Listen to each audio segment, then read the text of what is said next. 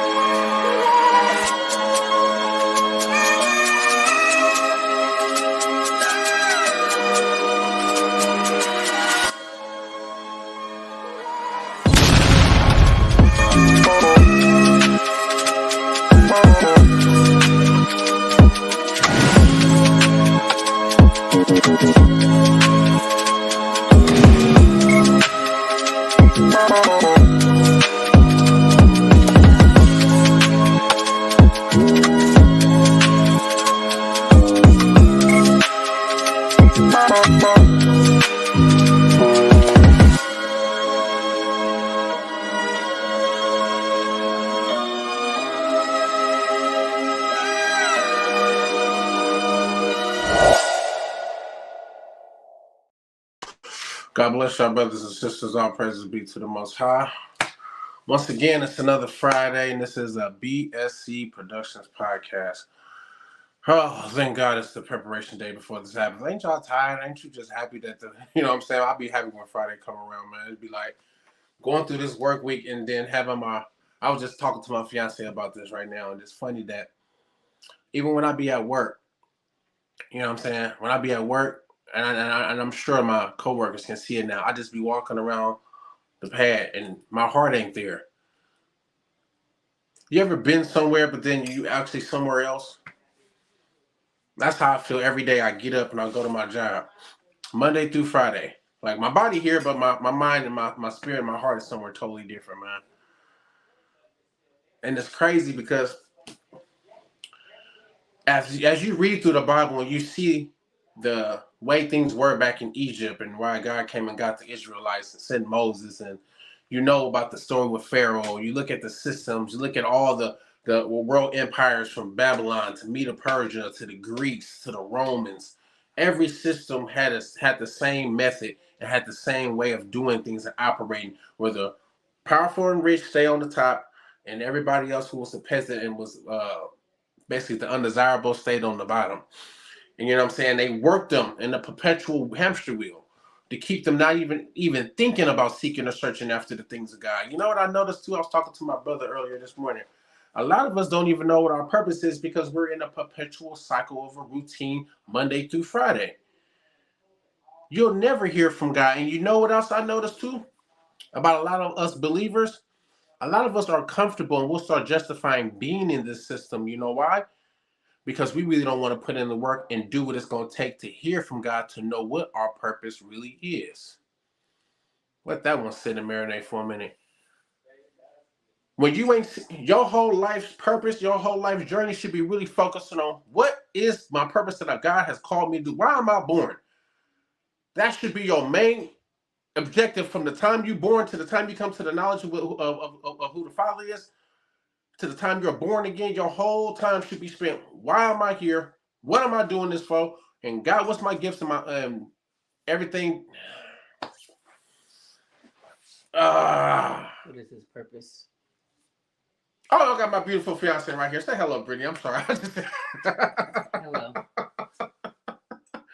Hey, I'll go. All right. I know that my purpose ain't to go to work every single day. I know it's not. I know my purpose ain't to just pay bills. I know it's not. I was not. My father did not send his son to die so I can just get up and go to work and pay these bills every day. Like seriously. Anyways, God bless y'all, brothers and sisters. Our praise be to the Most High. I'm Brother Raymond. This is the BSC Productions Podcast. And tonight, y'all see what the topic is. Is it worth it?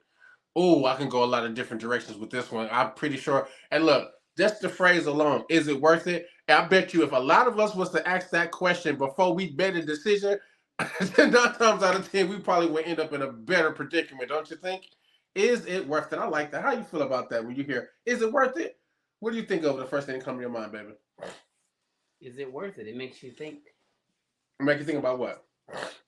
For me, just whatever kind of decision, is the risk worth the reward? Amen. That's what I think about. Amen. That is a beautiful thing because at the end of the day, if you ask yourself, is it worth it before you make any major decision, even the small decisions? When you stand in a line and you're hungry, right? And you at McDonald's and you think about, I'm about to get me a Big Mac with some extra large fries and, I'm saying, a nice soft drink. And if you ask yourself, is it worth it?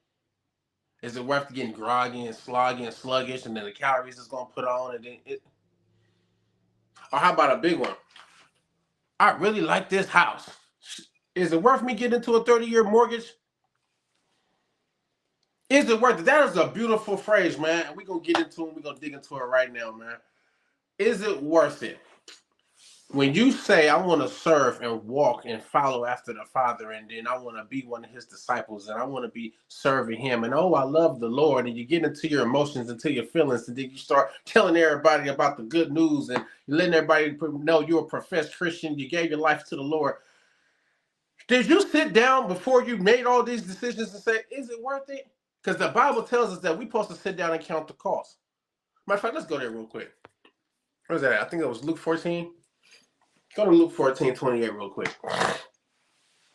Is it worth it? That is a beautiful phrase. That's going to be one of my phrases I'm going to be using from here on out, probably for the rest of this year. Is it worth it before I make any decision? What does it say in Luke 14, baby?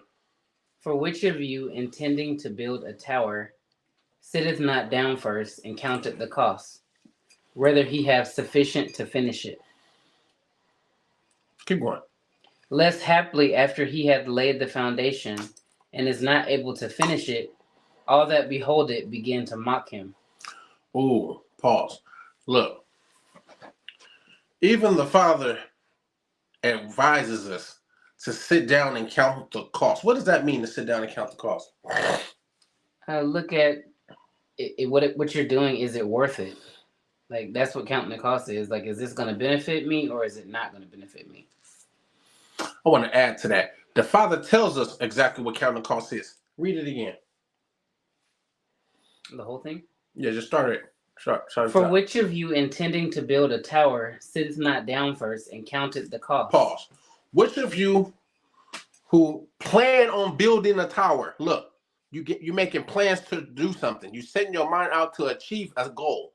But he's saying this because he wants you to understand something. When you start to do anything, you're supposed to finish it. This is what counting the cost is. Before I set out to make a goal, before I set out to do anything, I have to make sure when I start it, I have to finish it. Not barely get by, not almost made it. Make sure I complete it efficiently. Because you're doing something you're doing it in the name of the Lord, right? It reminds me of a story that about the children of Israel. When God told Moses to come up here and receive these commandments after they had the Israelites had parted the Red Sea and everything that was on top of the mountain. What did God tell Moses? He said, "My spirit, my anger burns against Israel because they're murmuring and complaining, and I did all these signs and wonders for them and stuff like this, and they just murmuring in their heart." And he said, "Go away from me, because I'm finna destroy them, and I'm finna start a new nation with you." And what did Moses do? What did Moses do? He went and got the Israelites. No, Moses turned to God and said, "No." Oh yeah, he asked him to give him a chance, basically. He said, "What will the other nations say? That you was not able to complete and get your people and deliver them? That you drug them and took them out of Egypt just to bring them to the desert to kill them?"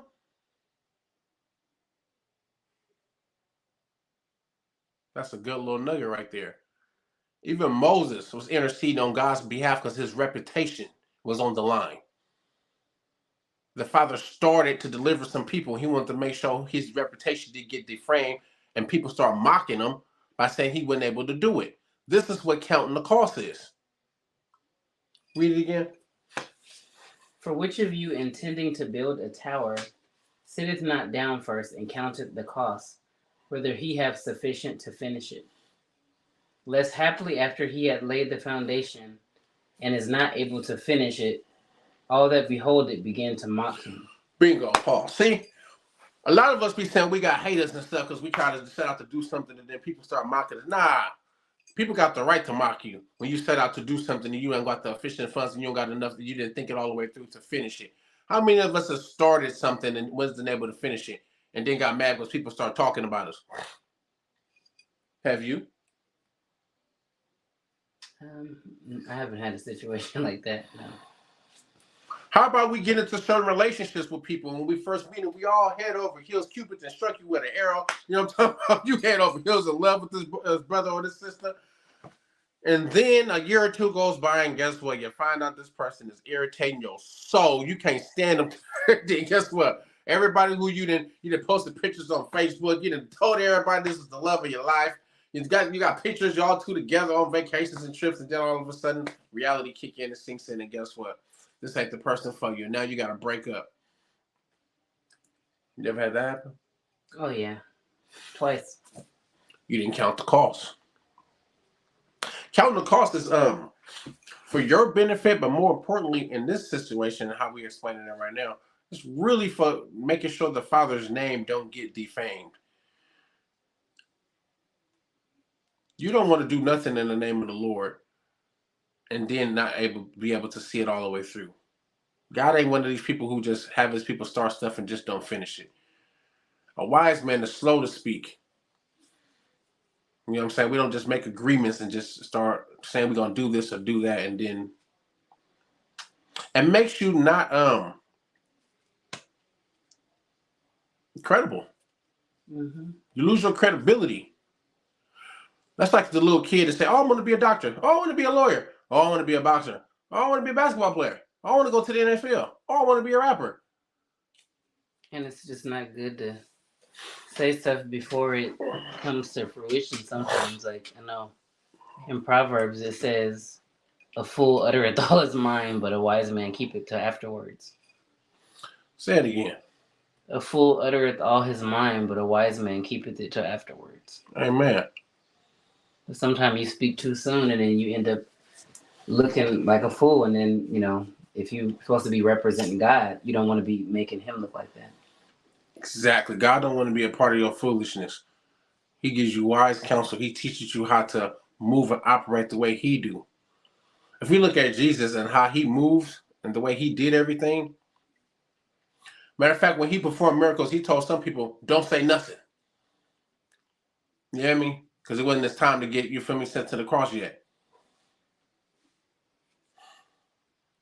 We living in the social media age to where we want to show all of our accomplishments even before we accomplish them. It's just like the adoration, people want to be affirmed by other people's approval so bad. Nobody posts their failures, though. Say it again. Nobody posts their failures. Nobody posts their failures. Why is that? Because you don't want people to see them or to know them. On social media, you can post all the glamorous or all the good stuff that you want people to see. They don't know. You can filter stuff. You can put whatever you want to be presented. Nobody knows what's really going on. So basically, don't no woman wake up in the morning and just take a picture when she first wake up? No, I woke up like this. No.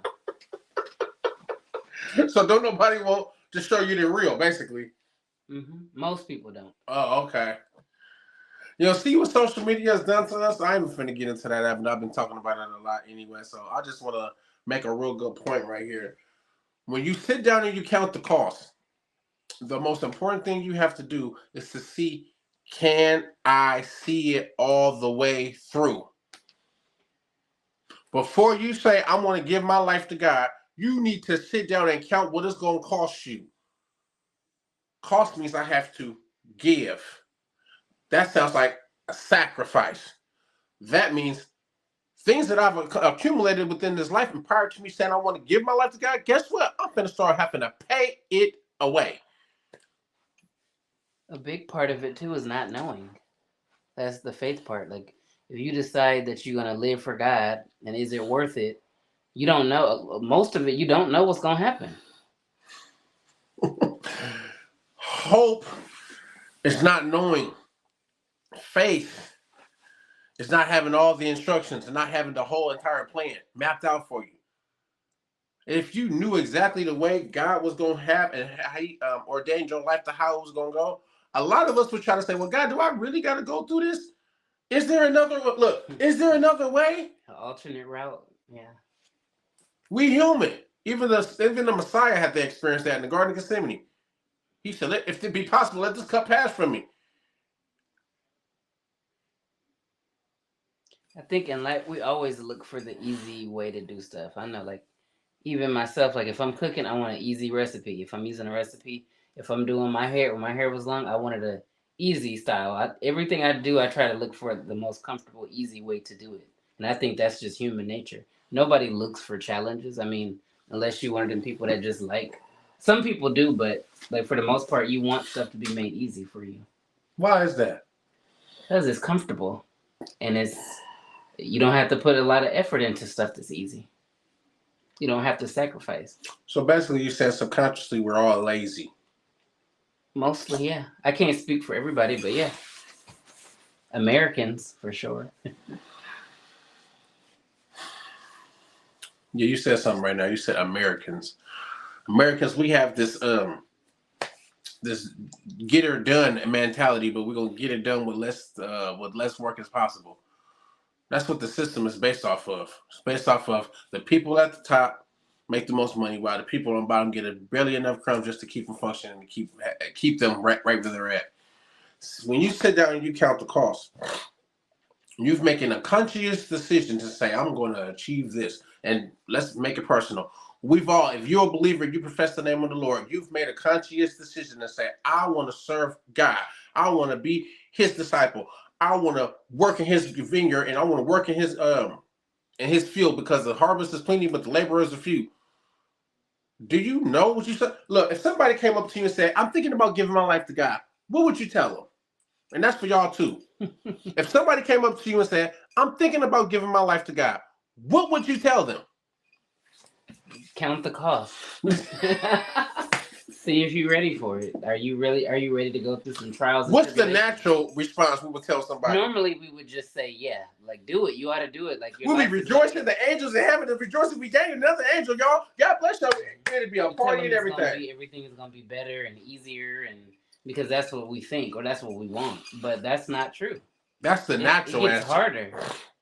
Because now like you have a real enemy now. Like before the devil felt like he already had you.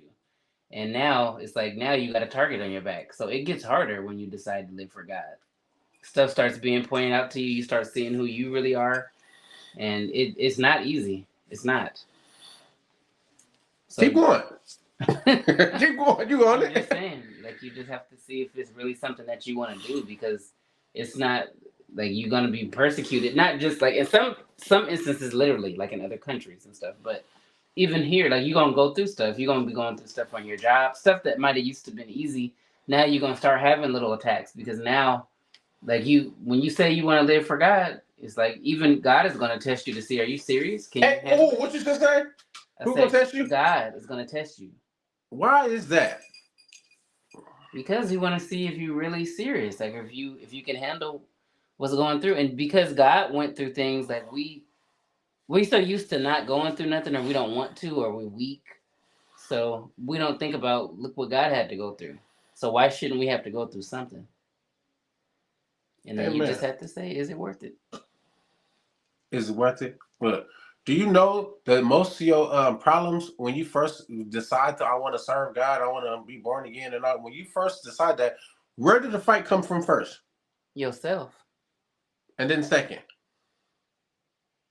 from the enemy, and who do you use this? your family, and people close to you. Let's go there real quick. Go to Matthew 16:24. Oh, I want to serve the Lord. I want to give my life to God. What would you tell somebody when they first come ask you that? Would tell you that? What would be your first response? Ready?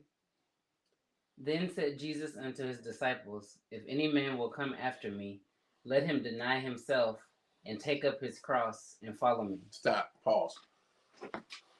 I want to give my life to God. What did he say? Deny yourself. Deny yourself. What does that mean? Like you just had like whatever it was that you wanted or you wanted to do, whatever your purpose was for yourself. Like that's dead now. You're gonna have to forget all about that. I'll make it simple for y'all. Deny yourself means I'm no longer qualified to make decisions on my own anymore. That's what he's talking about when you gotta deny yourself. Keep going. What does it say? And take up his cross. What does that mean? What does take up your cross? What does that mean? Take up your cross. What does that mean, brothers and sisters? I think that it means like get ready for some problems. That's what it sounds like to me. I mean to make it easy, huh? Yeah. But break it down in the biblical term. What is the cross? What does that represent? What happens on the cross? Death. So by how? How you die on the cross? Well, crucifixion. It was like a slow, painful process. But when you picked up the cross, what it's happened? Heavy. It's heavy. Keep going. It's uncomfortable. It's uncomfortable. What do they do to you on the cross? They're gonna beat you and torment you. On the cross? Yeah. Okay. But what do they do to make sure you stay on that cross? Oh, they're gonna nail you to it. They nail you to the cross. Mm-hmm. That's a key word right there. They nail you to it. You know why they nail you to it? So you can't get down. Bingo, amigo. He's saying, deny yourself, pick up your cross means once you pick this thing up, you put it down. Man, look, blood in is blood out. You in this thing. You're going to get nailed to it. Ain't no ins and outs. That's something that we don't really count. We don't really think about that. And that's...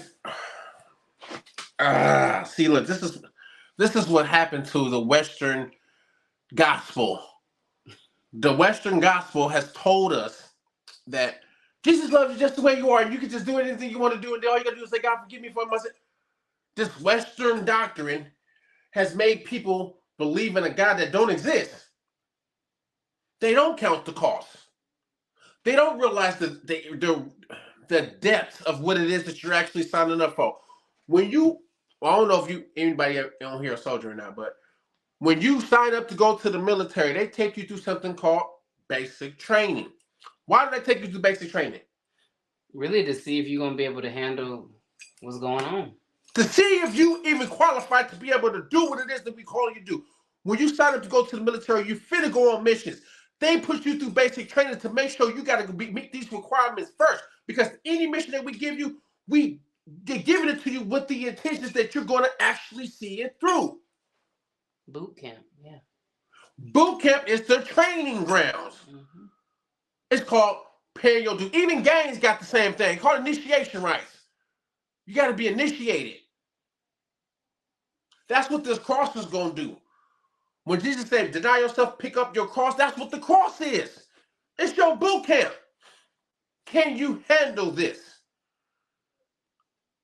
Is it worth it? I think because we're taught that it gets easier when you're on God's side.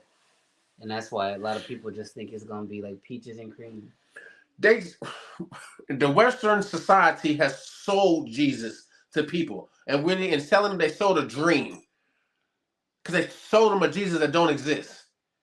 Mm-hmm. They talk about all the perks, all the things. They tell you every good pro. No cons. No cons. They promise you prosperity. They promise you you'll not have a need or want for anything. You can do all things through Christ who strengthens you. Because guess what? If they told you, they really told you what it means, you know what I'm saying? A lot of people wouldn't be trying to buy it. The Western society is focused on numbers. If they tell you about to be a martyr, and people will be like, oh, no, this ain't for me.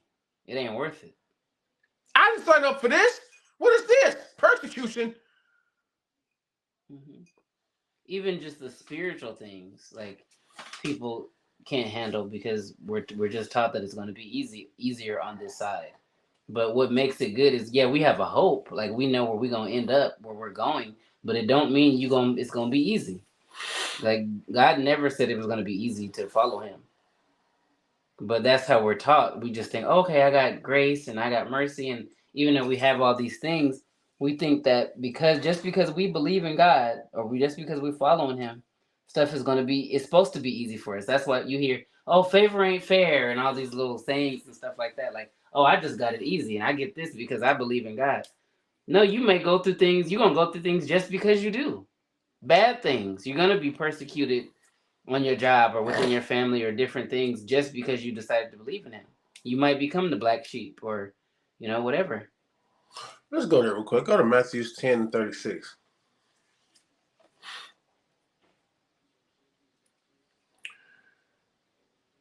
The biggest fight you're going to get is going to be from those who's closest to you. And it's a reason for that. Because if a stranger came and persecuted you, you could easily get away from them. But if somebody close that you live with, they start persecuting you for, making a decision to stop smoking, stop drinking, stop living a certain kind of way, that can be a lot more challenging. And in doing so, it's going to see if you're either going to bend or you're going to fall. Go ahead, baby, read it. And a man's foes shall be they of his own household. He that loveth father or mother more than me is not worthy of me.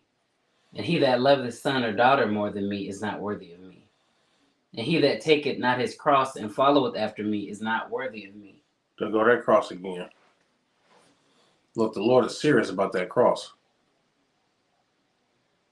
What is it about the cross that's making it a major requirement that you must be able to conquer?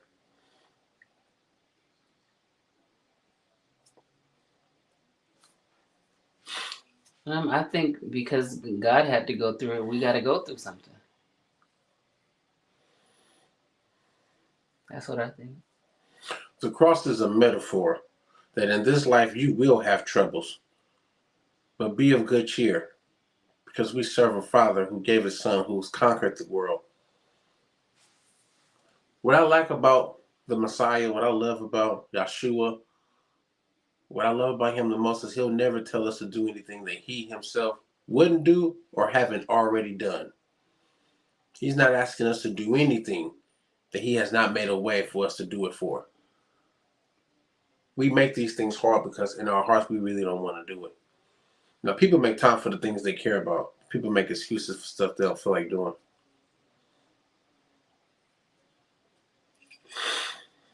It's a very surreal thing and a very sobering thing when you sit down and you count the cost, especially when you're talking about, I want to serve something higher than myself. I want to serve and give up my life. It means I give up my wants, my needs, my aspirations, my dreams. I'm giving up everything that I planned out for myself. And I'm no longer able to make any decisions on my own anymore because I've given up that right. It's the same thing that the Messiah did when He came down here. He gave up His free will. He only did what the Father told Him to do. He only said what the Father told Him to say. He only went where the Father told Him to go. He only healed who the Father told Him to heal. He left His kingdom. He left His position to become the lowest of the low, which was a servant. And He's asking us and requiring us to do the very same. Which one of us will say that we don't want to give up anything? We don't want to be serving other people. A lot of people don't even want to be used.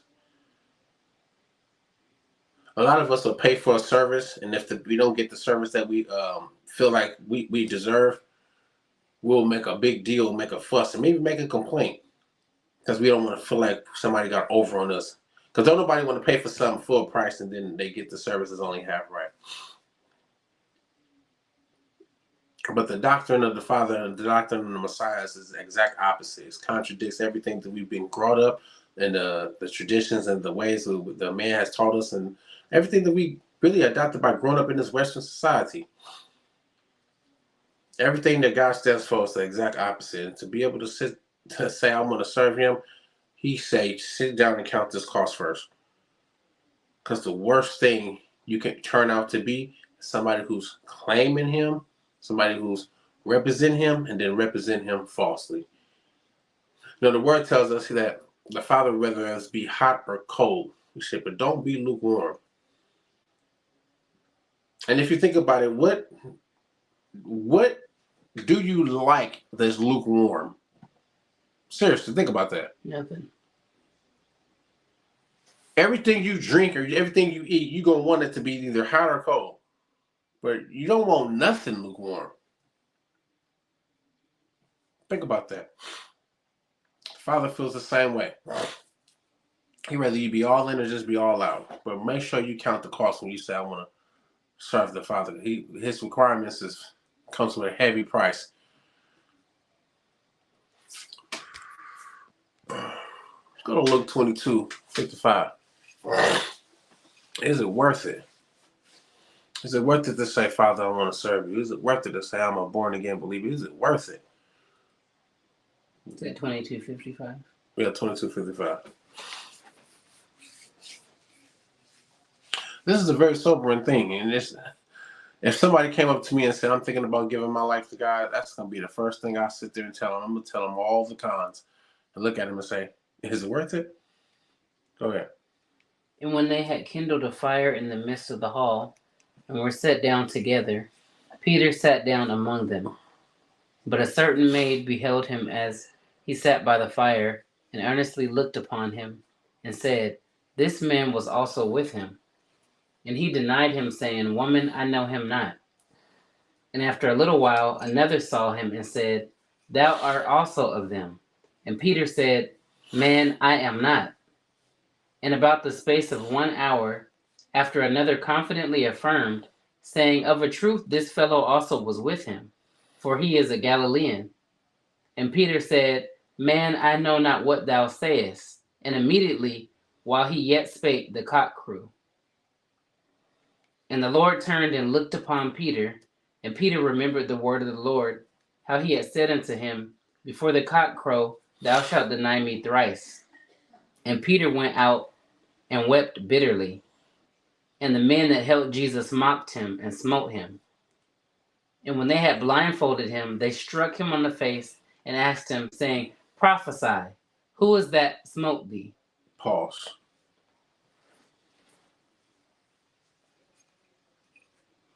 Peter didn't count that cost.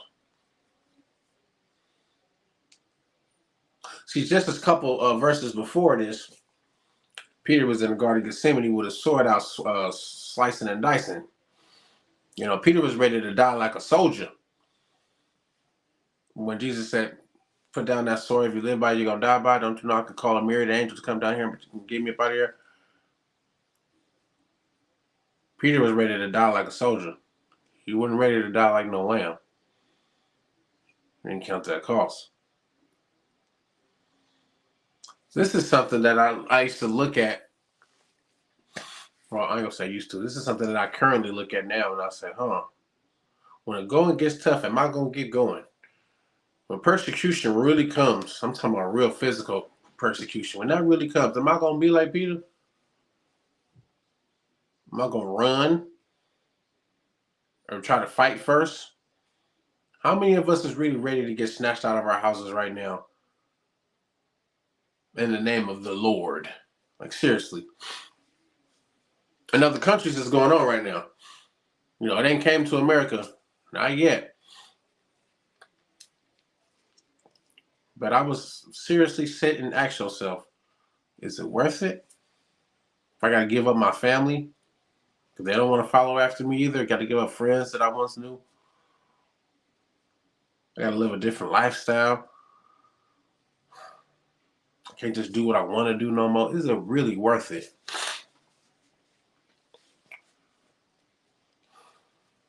We've all come to a conclusion in our lives, whether you profess the name of the Lord or whether you openly deny Him. We've come to a conclusion that we have to sit and we're going to live with. We are living That means we all gonna die. Live every day like it's your last, because one day you're gonna be right. And when you stand before the Father on Judgment Day and then you review your life and your sentence get issued, whether it's a coming to the kingdom or if it's a depart from me, no matter where you go, you're going to have to ask yourself, was it worth it? Very serious thing and a sobering question. Start asking yourself, is it worth it, before you start making major decisions. That's all I got for y'all this Friday. Starting to see that I'm not happy getting up, going to work every day. It's starting to really bother me now. Like, it bothered me before for this past year, but now it's starting to really, like, and I know why though too, because we strong and crazy, we busting some major moves right now. So is it worth it? It's leaving everything. If the Lord came to you and said, sell everything you have and give it to the poor and come follow me, how many of us will be able to do that? If the Lord told you to quit your job right now, would you be able to? He told Abraham, hey, pick up and leave your family and go to a land that I'm going to tell you where to go. He didn't even tell him where he was going. He told Abraham, get up and just go. You know what I'm saying? Like, we see this repeated throughout what the Father has done all throughout all his disciples. Everybody who he's used, every name that we got in the Bible. Like, seriously, this is how he operates. He'll get up and tell you to go. You know what I'm saying? Is you ready? Is it worth it? I think somebody would say that was a different dispensation. We don't have to do that now. I would say Somebody would say that. They would. Man, look, the Lord is the same yesterday, today, and forevermore, man. We the only thing that changed. He don't. But this topic actually came from last night. Me and my fiance was watching this interview with Pat Porter. If y'all don't know, that's Richie Porter's sister from the movie Paid in Full. And I was watching her interview last night, and I could just see that she was talking about the life that her brother's name and her baby daddy was living, which was Ace in the movie. She was going down memory lane, and there was not one smile, not one time. You see nothing but pain, and you see nothing but heartbroken. And as she was talking about these millions of dollars that they was having and stuff, and all the stuff they was doing, you could just see the regret on her face. And it troubled my spirit at the end when the interviewer was asking her, like, about the death of her brother and then the death of her other brother, her little brother Darnell, who was 12 years old, who got tortured by their uncle and the family. It was just like she broke down to just start crying. She couldn't hold it. And she said something that touched me. She was like, Richard knew what he was getting himself into, but Darnell didn't. He didn't sign up for this. He had nothing to do with this. He was just a victim of circumstances because of the family he was born into, and greed had taken over, and it cost him his life. He was tortured. A little boy, 12 years old, was tortured. Fingers cut off by his own uncle who set it up, trying to extort the other nephew for $500,000. And as she was telling the story, she couldn't even hold it together. She just started breaking down. And that's where I got the concept, like, dang, is it worth it? I'm pretty sure if you ask her that, she'll say with a big no, it wasn't. Let's start asking ourselves these questions before we start making decisions. Is it worth it? Let's sit down and count the costs before we say we want to do something. 9 times out of 10, brothers and sisters, the outcome will be a lot better if you do. Well, that's all I got for y'all this week. Next week, I'll come right back at you with another one, man. And like always, brothers and sisters, be strong.